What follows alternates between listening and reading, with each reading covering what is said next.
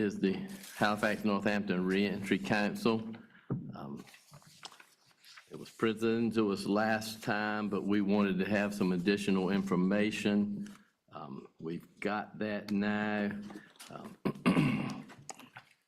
Does anyone have any questions about the information you received?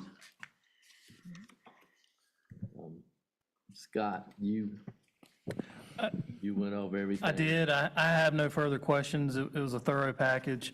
My only request, should the board decide to move forward, that the memorandum of understanding that would be executed between the parties. I've seen a previous version, and there's a template that's included in the state's standard operating procedures manual. I would ask that that final MOU be approved subject to a final legal review, since that I've not seen a draft of the actual MOU yet. Okay. And that would be my only request to the board, and I'm happy to answer any questions. Okay.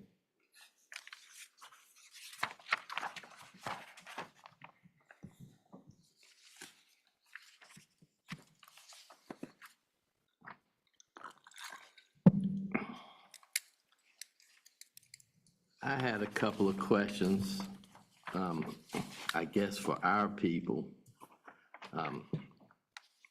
So we would be receiving the grant and dispersing the monies as invoices or whatever are sent to us through our system. In exchange for that, we get a percentage of the grant. We would not have to hire any additional people or anything ourselves to handle this, or would we? You don't have to, but that's your option. And I was talking to the finance director. You have an option. We could hire a part-time person just to have someone that's dedicated to doing this function versus adding it to the other staff. So you could use that $33,000 and go out and, For a part-time person if need be. or if we do it and spread it within the department, then that $33,000 is to reimburse us for taking care of the fiscal part of this. Okay. And so far as all the personnel that they have, case managers and so forth, they're responsible for that staff, hiring them and, They're responsible for doing all the hiring. okay, all right. They will come into our system. They would, yeah, they would run through our system, but they're Right. responsible for those staff, okay. So there's real no expense to the county? Is that what I'm hearing? You get the grant money? Everything is covered with the grant. All the expenditures are covered by the grant. So the county is not asked to put up any type of matching funds or anything like that, no.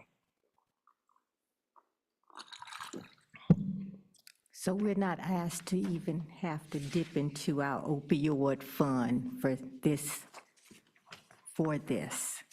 Right, the opioid funds, previous to this year, opioid funds were not one of the allowable expense on the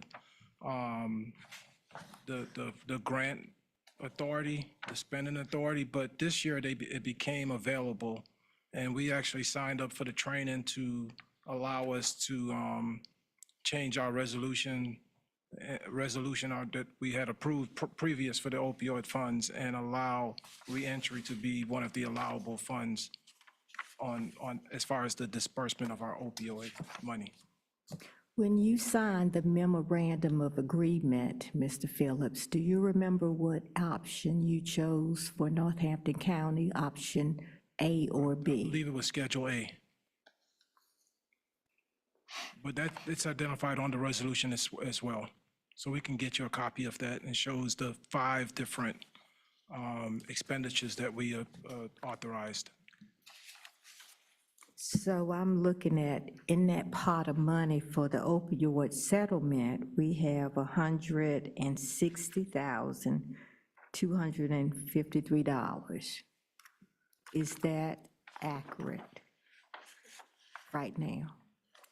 Do you know what that number is at the top? I don't know that number off the top of my head, but I can run that, get that information to you. We receive an allotment every year. I'm aware of that, but I want the citizens to be aware of how much money is in that pot. Because they might not have as much knowledge of that money,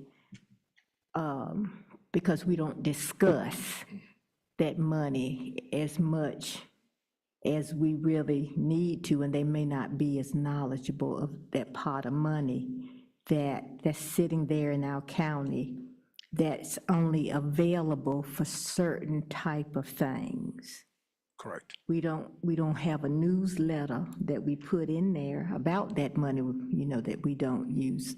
So I just wanted to make that clear to our citizens out there about that pot of money that sits out there called the opioid fund. And that came through the opioid settlement. Right. And with all grant funds, one of the things that we're working on doing is presenting a cost presentation that will show the grants that we've received and what the balance is for whatever particular time that we're presenting it, and then also how we've spent that money, so we can have that transparency. Thank you.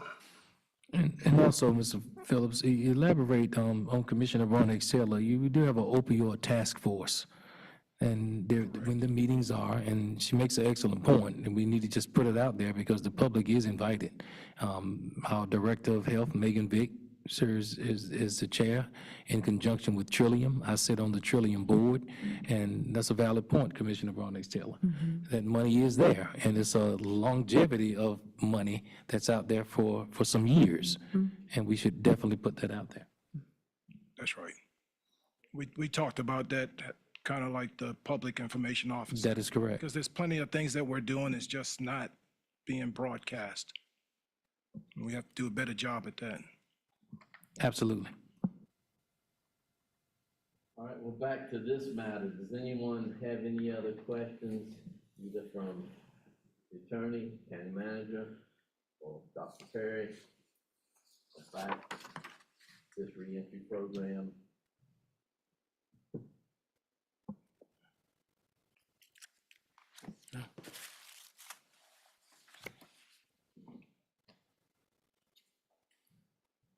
If not, could I get a motion? Mr. Chairman, I move approval of the North Carolina Local Reentry Council a reentry program with the final review of the MOU.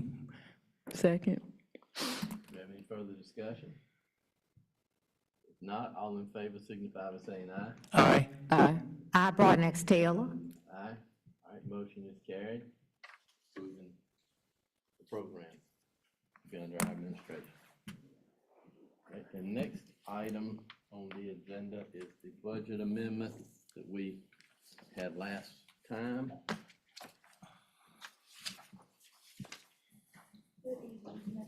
Good evening. So after our last meeting, Mr. Phillips and I met, and we decided to break this budget amendment down into 3 different categories so that you can see a better. Thank you. So I broke this budget amendment down into 38A, B, and C. So the first budget amendment is going to show your budgeted capital expenditures. And behind each section, I have backup to show where these numbers came from. And I have them numbered at the top. So on page 1 of 38A, you can see at the bottom and highlighted in the budget ordinance for 24-25, the board approved $935,000 for capital expenditures for EMS ambulance remounts and $504,600 for building and grounds and HVAC capital. While it was included in the budget ordinance, we must include a transfer on the general fund side as well. So that is what budget amendment 38A is for.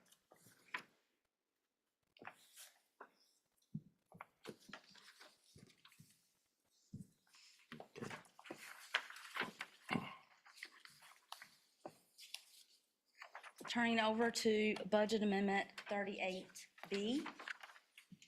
These are our year-end closeout entries.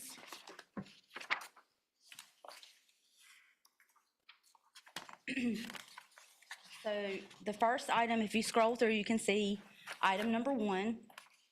This is the actual year-to-date budget report that shows the year-to-date expended. That is the actual revenue that was brought in for the ABC rent. And you can see there that that is $15,000. The amount that was budgeted was $1,500. So this budget amendment is to correct the budget to show the $15,000 for what we actually brought in. Page 2 and 3 is just the backup for where we posted the revenue to show that we received $1,500 a month for ABC rent. The next item on page 4, Excuse me, Ms. Edwards, do we have the capability to show this on the screens? I don't have a presentation. I'm just saying, you know, it's because we're going over a lot of numbers here. And when you just use that word transparency, so, I mean, because it is public knowledge, just go right through each line item, and then everyone can see exactly what we're talking about. But if we don't have that capability tonight, I would say let's moving forward, let's have that capability, because we do have this technology, and we can put it at good use. And then the public follows right along with exactly what we see. Yes, And sir. and I do want to commend you, I'm sorry.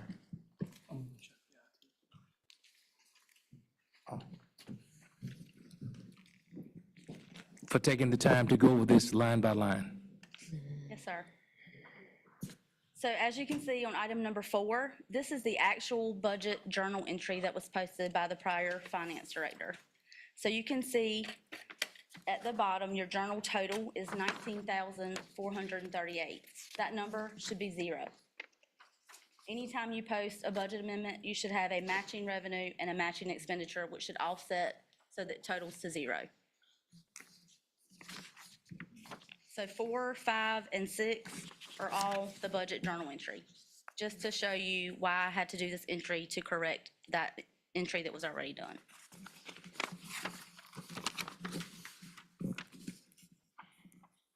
The next item is solid waste. On page 7, this is the year-to-date budget report for solid waste. You can see under the revised budget line, the total budget for the revenue and the expenditures were budgeted at $2,936,261. Your year-to-date actuals for your revenues were $2,555,067, and your actual expenses were $2,896,400. Right above those two numbers, you can see the difference where your expenditures exceeded your revenues by $341,332. Ms. Edwards, excuse me, what page are you on? It's It 7. says 278 on the bottom. Yeah. Look at the one that says 278 278, you see it, on the Commissioner? bottom corner. Okay, hold on.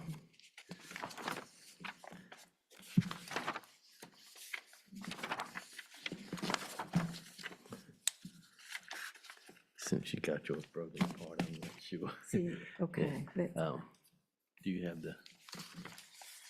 Hold on.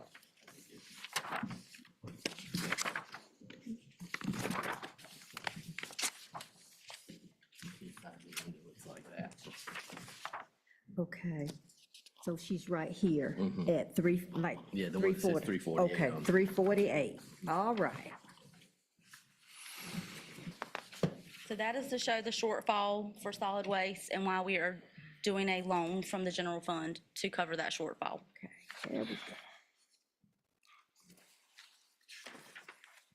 On the next page, number 8, Got it.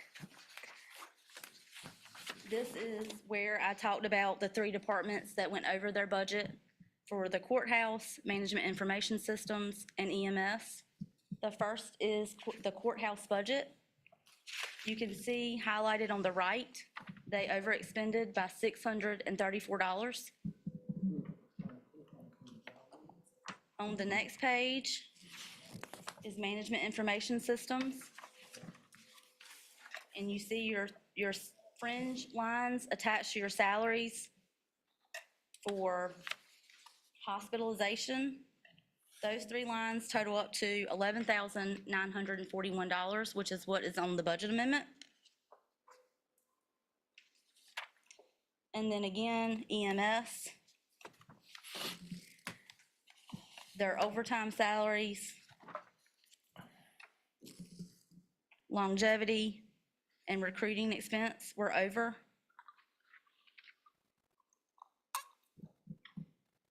And I just would like to make note that those departments that went over their budget, that did not increase our overall budget.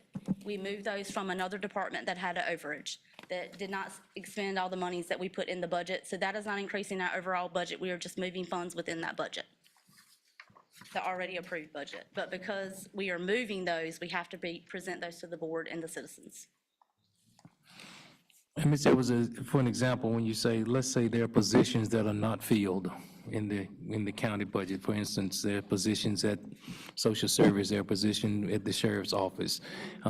Is that money used in any type way from positions that are not filled, when we're talking about moving money? Yes, so at the end of the fiscal year, we have the option to use lap salary dollars to There you make go. up in other areas. Okay, Yes. fair. Thank you. We try not to move from salaries because a lot of times those departments that have a lot of lap salary dollars, those typically roll to fund balance, and that's what helps us build a fund balance. Absolutely.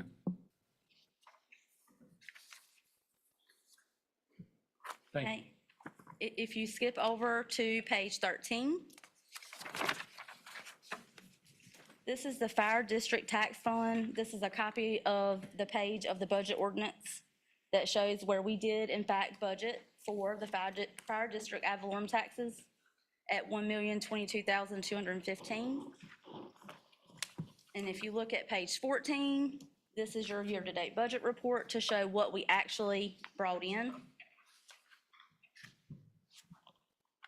And again, our fire district ad valorem taxes, we are acting as a fiduciary for those fire districts. We collect the revenue and we turn around and pay it back out to those fire districts. So this is just to increase the budget to show what we actually brought in.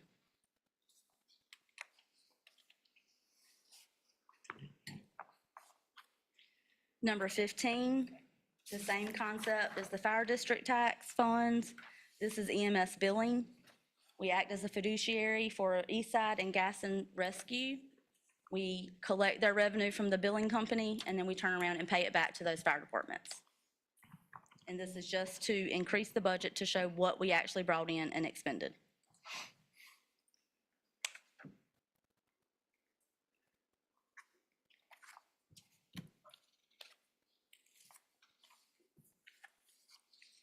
So if you go to the next page, is the last Budget Amendment 38C. And these are all approved capital grants and grants. The first item, and I have attached to as backup to show the actual grant agreements that we received for these. The first one is for JCPC. We received funds from the Department of Public Safety. They did an addendum at the end of the fiscal year to award Children Matters an additional $4,150. This is to include that in the budget.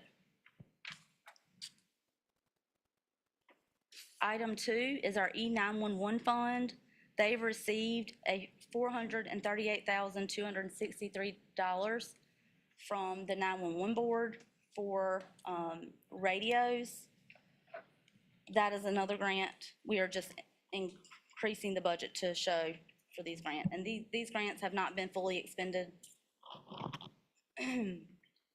I believe we have one more invoice coming through that's going to be paid in fiscal year 25-26 for this grant.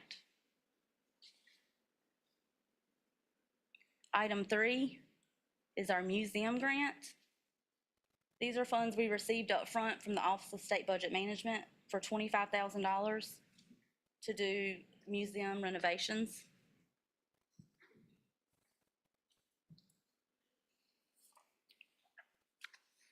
And again, we received grassroots arts grant from the North Carolina Arts Council for $21,389.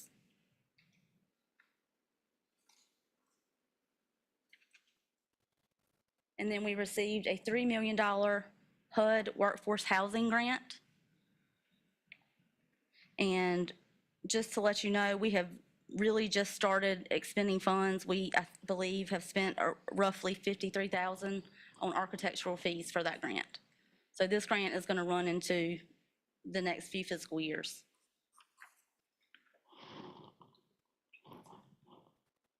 And the last item is the $300,000 for the North Carolina, from the North Carolina Department of Public Safety for flood mitigation, and that was for $300,000.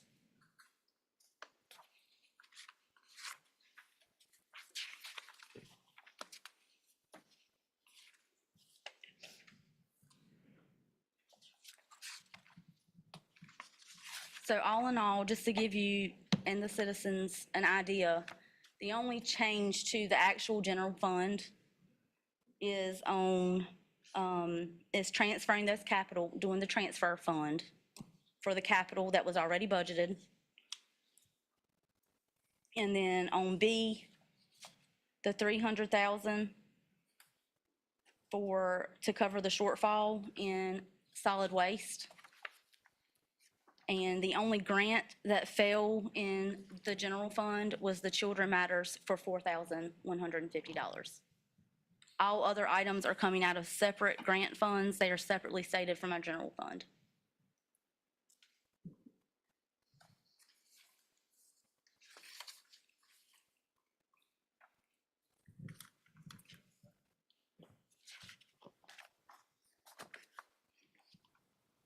And I'll be glad to answer any questions. If you could just go back to page, what is it, 12? When you talked about county vehicles, the 390,561. Yeah, so 11 and 12, that is just to show you where I pulled the funds from. Clear? So page 11 is our hospitalization fund where we pay retirees' health insurance. We had an overage in there. The only thing I can think is that we had someone fall off that no longer qualified for that retiree health insurance. And so we have an additional amount of money there. So that's one of the funds that we used to move to cover the shortfall of the other departments. And then on page 12, we budgeted $500,000 for vehicles for the sheriff. And he had $390,000 available that was not spent. So we used 27 of that to cover the shortfall for those other departments.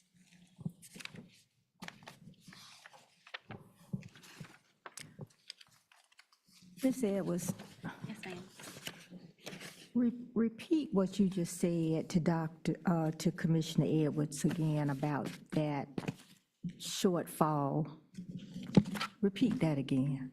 So we had 3 departments who basically overspent their budget. In order to correct that, to keep us from having an audit finding, we are moving funds from another department who had additional funds that were not spent.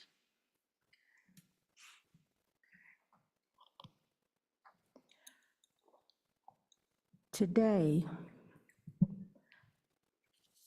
it came to my attention that we have some older law enforcement people out there who 301Ks have not fully been matched or had money put in them from Northampton County.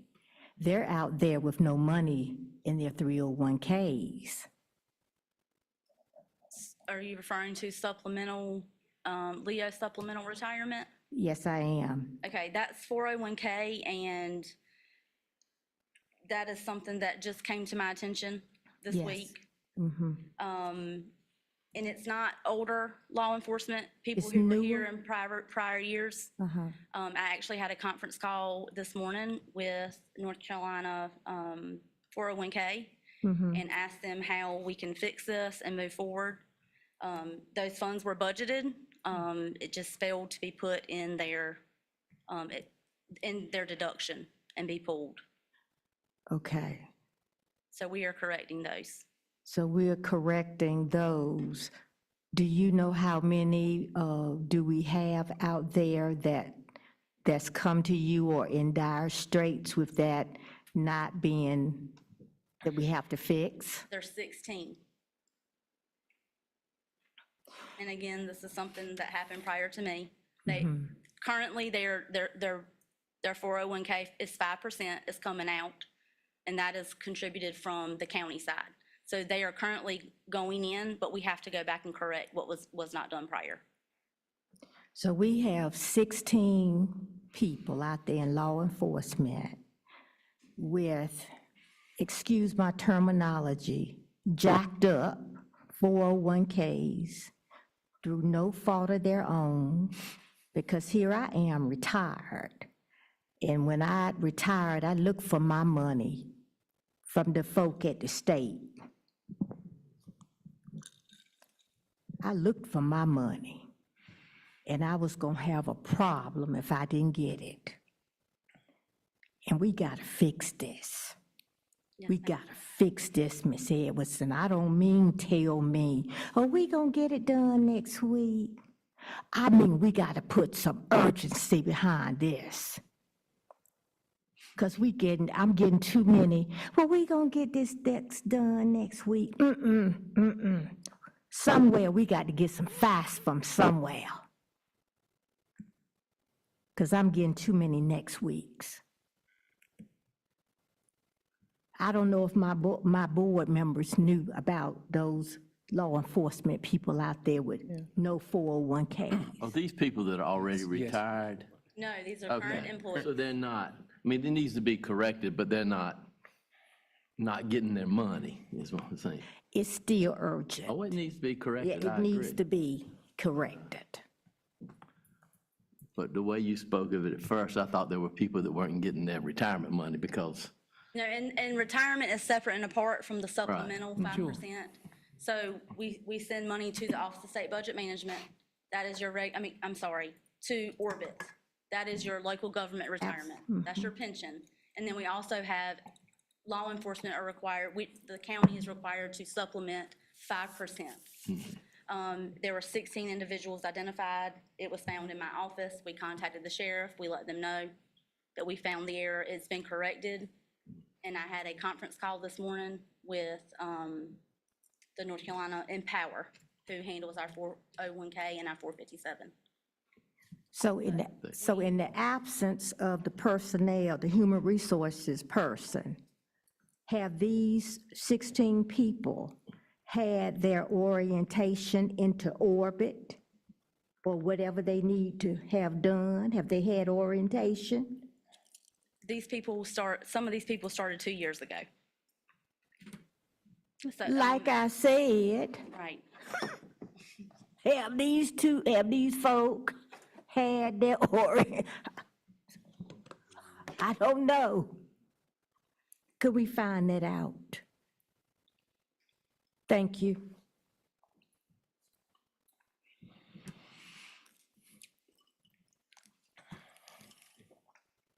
I'd like to know if they've had the orientation into Orbit. At this point.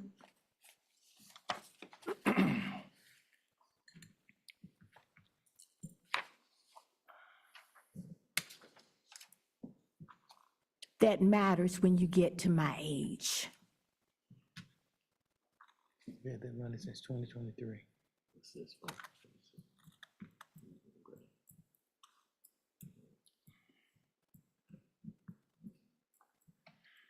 Does anyone have any other questions in regard to this budget amendment?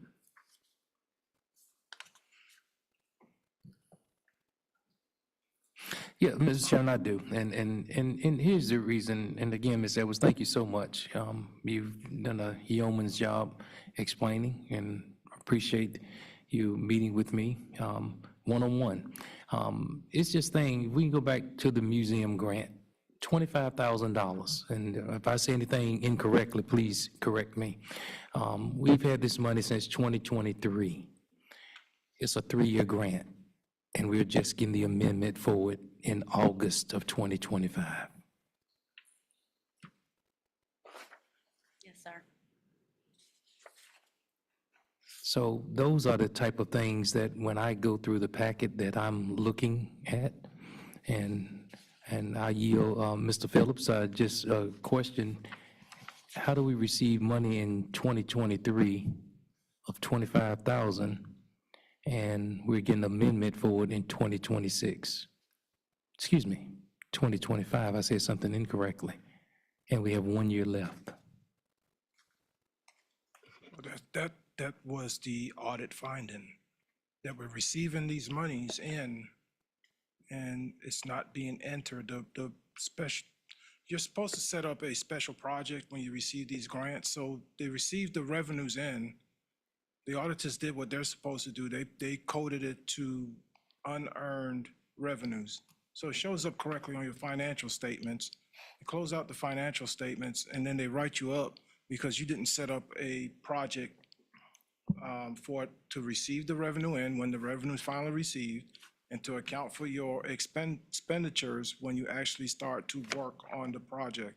So that's the part, it's 2 parts to it. You did get the money in, you recorded that on your balance sheet as an unearned revenue. You can't record that in your revenue. Had they did the project the same year that they got the monies in, they would have had to make that entry showing the budget and the budget side and the revenue, for the revenue and the expenditures. So if you're having a multi-year grant, which this is a multi-year grant, you can receive it in 23 and then start working on it in 25. And because it goes back to, if you look at when we closed the last 3 years out, the last 3 fiscal years, in the last 365 days, we closed 3 years worth of financials. So what you're doing when you close those 3 years, at the end of that 3rd year, you're now looking at what was left out of those 3 audits, the findings from those 3 audits. So this one particular grant, it can cover those 3 years. You got it in, we recorded in the financials. The financials are properly reflected for the unearned revenues, considered unearned until you actually do the job. But the fact is that you still, a couple of years later, now you're doing this job, you never set up that special project so that you can record the revenue when it's earned, reduce the unearned liability account, and then record the expenses as well. So you could touch multiple years. And because we closed the books, those 3 years in 1 year, you're seeing that impact now. And that's why you had all those findings in December, because you have 3 years worth of, I don't know what the word to use, but 3 years worth of unentered documents that needed to be recorded. I can shed a little bit of light on this project because I'm also on the Chamber of Commerce. The museum is going to make an expansion. They've decided what they want to do with it. So I guess now that they have a project, it's got to be assigned. They're going to take this other money in addition to that money, the 21,000 from the cultural arts. They're going to do an expansion on the back end of the museum. They were discussing it at the last meeting.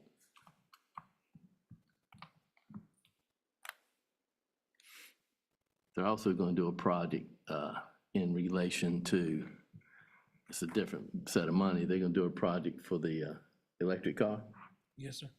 and put it on display out here. It's going to be pretty neat, but anyway.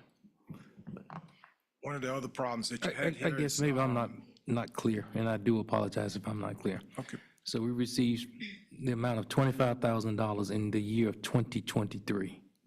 Okay, just follow me succinctly.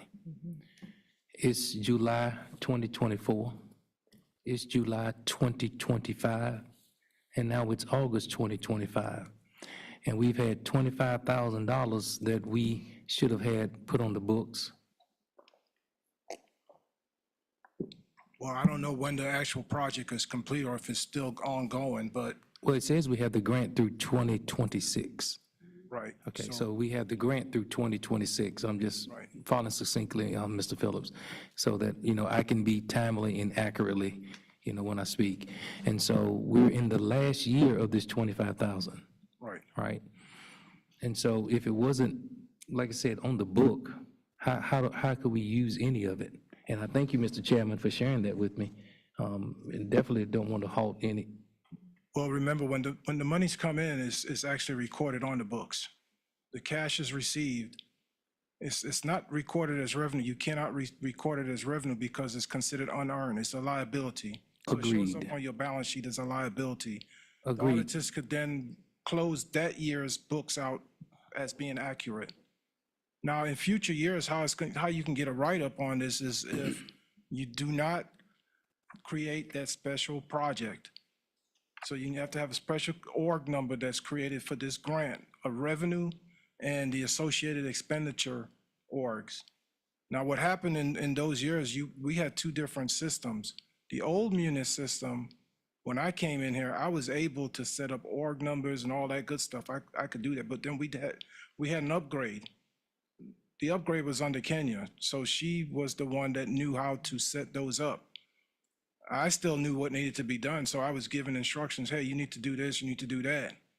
And like I said, you find these things out. We're recording the numbers, the cash is right. We're looking at our cash, we're reconciling our cash, we can account for that stuff.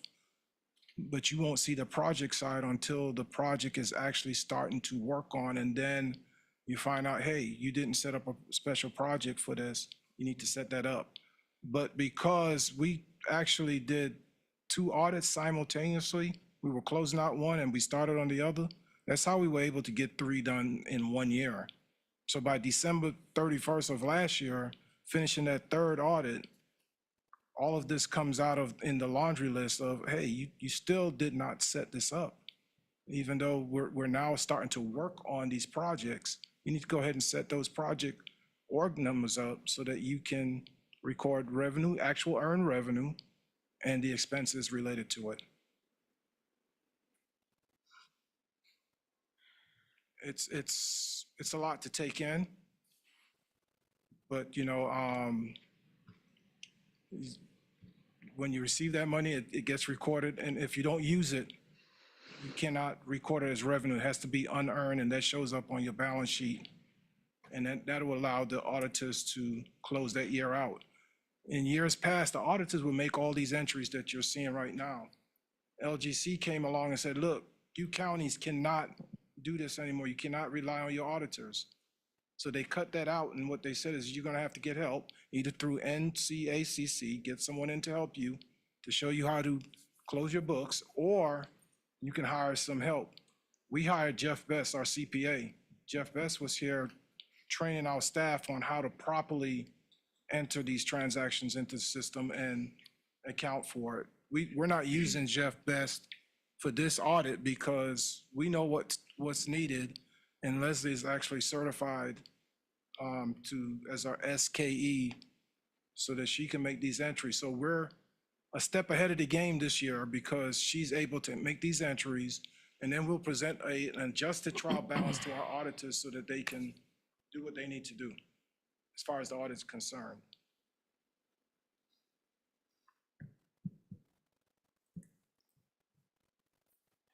Thank you, Mr. Phillips. And it's just, I'm just always speaking of the step before we get to the auditors, Yes, because the auditors are the checks and balance. that's correct. You are the daily operation. Right, I'm speaking of the steps even before we get to the auditors. that's right. Thank you. We have to do this. If we don't, it's just gonna come up as another finding. Because really, the numbers, your financial statements are management's responsibility. The auditors is just gonna look to see, did you adhere to the policy and procedures? Correct. Internal controls, and then give you a mark based on that. Thank you, sir. You're welcome. Thank you, Mr. Chairman. Okay. Thank you, Does Mr. Edwards. Thank you. anyone else have any questions? If not, can I get a motion to approve the budget amendment as presented? Chair Martin, I make a motion that we approve the budget amendment as presented. All right, have a motion and a second. Any further discussion? If not, all in favor signify by saying aye. Aye. Aye. I, Broadax Taylor. Aye. All right. Motion is carried. Thank you. Thank you. If I could just say one more thing, we will not do this again. Okay. All right. Next item is, And I'll say we're looking forward to that, Ms. Phillips, and thank you, Mrs. Edwards. all right, we have county manager and board comments. Do you have any comments, county manager? I really don't have any comments. Just thank everyone for coming out and giving your time to get this important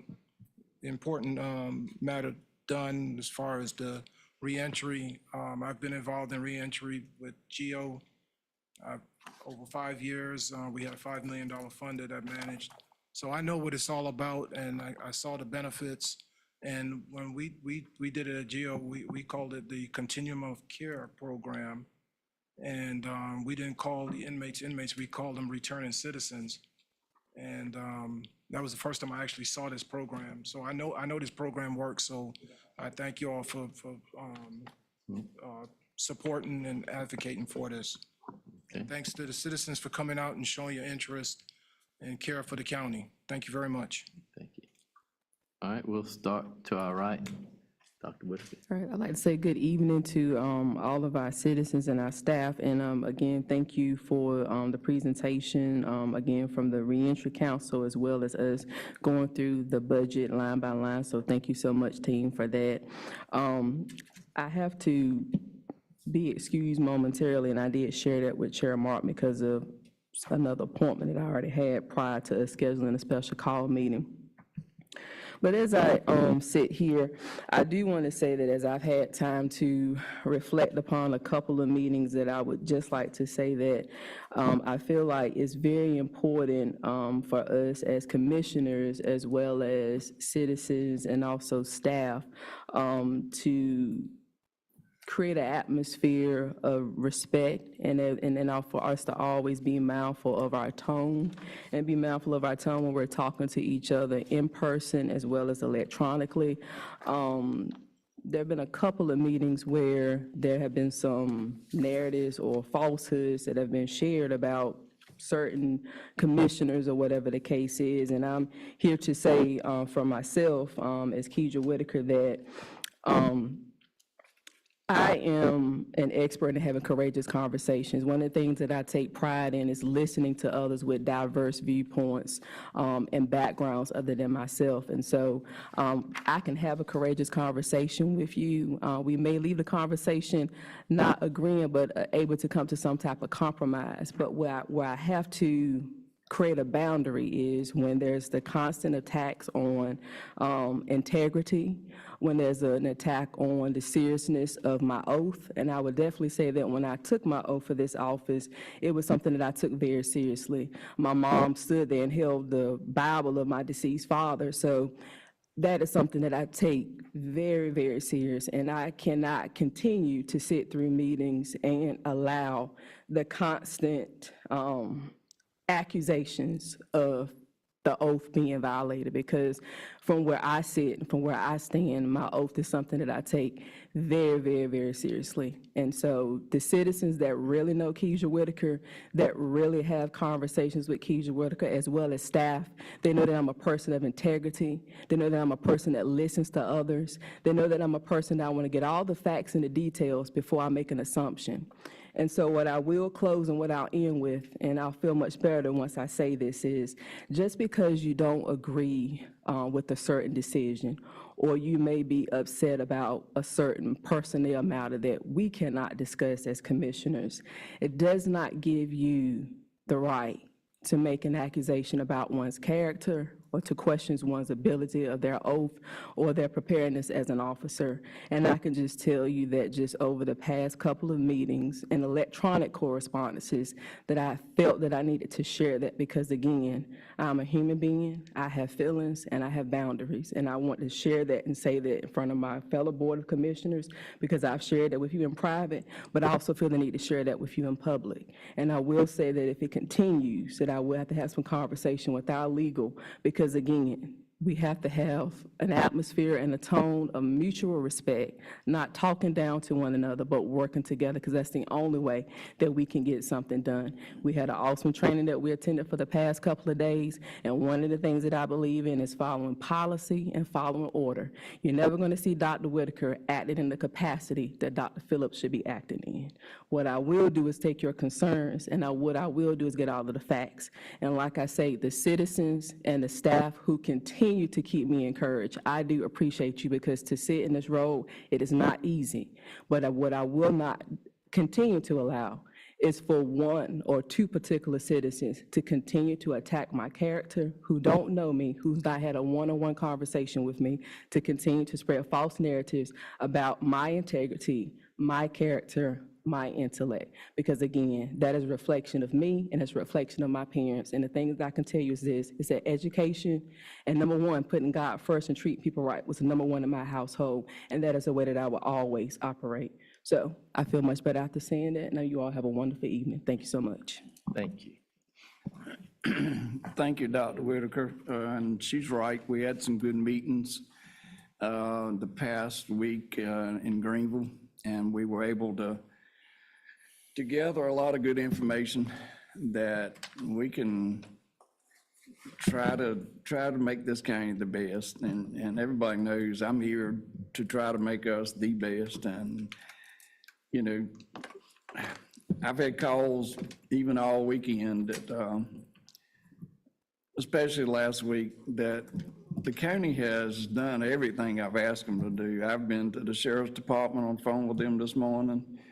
I've been with other people in the county that just reassure us that things are going to be okay. Just, we got to have time. We got to give them, the people with experience. I'm not an accountant, so, but hopefully we're in the right direction. And like I say, we gained some good information being at these meetings last week, and I enjoyed it. But again, thank you for your participation, you know, and I encourage anybody in anybody's district to call me, because I've been a business owner of several businesses, and I like when people will complain to me, not my employees, but call me, and I'm first one gonna call somebody that's ahead of the stream. So I like to get things done. Sometimes it seems like we're putting people off, but it does take time. And I appreciate everybody's effort and what they do. We are trying. But thank you for coming out, and be safe going home. Ms. Broadnax Taylor? Had a good conference with my fellow commissioners up in Greenville. Like to shout out to Mr. Matthew Daughtry, who represented 4-H. He did a fantastic job with answering a question about what he gained from attending the conference. And I'm going to thank everybody for attending tonight, and safe travels home. Mr. Vice Chair? All right. Thank you, everyone, and thank you for caring about Northampton County. We'll continue to work toward the success of Northampton County. Thank you, Mr. Chairman. And I just want to echo the comments on the North Carolina Association of County Commissioners Conference we went to. Matthew Daughtry was one of only 3 that was asked to get up and answer a question in front of the group. So out of 100 counties, Northampton County was represented in that. Yes. Also, they had a very good film they showed about the western part of the state's response to Helene. where they interviewed the various commissioners from those districts and the progress they've made since. And I also attended a disaster preparedness, part of the conference, which was very interesting. And I learned some things that we need to think about in case we have something like that happen here. But it was very good conference, and I enjoyed it a lot, and it was worth giving up my Saturday for. But I'd like to thank everybody for coming out tonight, and hope you have safe travel home. And now we need to have a motion to go into closed session. Mr. Chairman, I move move into closed session pursuant to General Statute 143-318.11A6 personnel. Do we have a second? Second. All in favor, signify by saying aye. Aye. Aye. Motion is carried. We will now go into closed session. Thank y'all for coming tonight.